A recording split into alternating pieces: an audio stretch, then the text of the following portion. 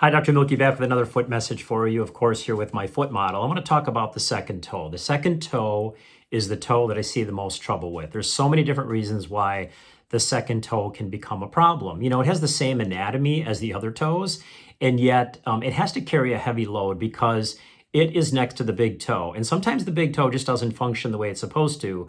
Without getting too technical, there's ways that the foot functions where the weight gets transferred over to the second toe. And so many things can happen. You can get tendonitis, the tendon on the top of the foot.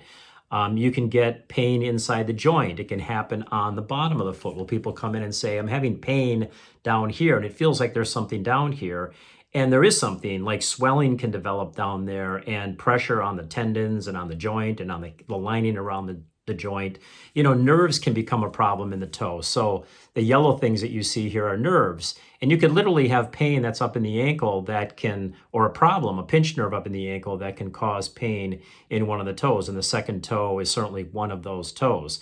So sometimes the second toe looks perfectly normal, and sometimes it doesn't. Sometimes it's like leaning a little bit towards the big toe. It rarely goes in the other direction. So if something's going to happen where the joint gets weaker, the second toe is going to start leaning towards the big toe. I just saw this in the office recently, a gal that had a pretty good looking foot, but yet the second toe was just leaning a little bit and she was having pain on the ball of the foot specifically. And it's because there was inflammation of this area, and partly because she had a bunion and there's a lot of overload of this second metatarsal. So the bottom line here is that the second toe has to carry a big load because of where it's located.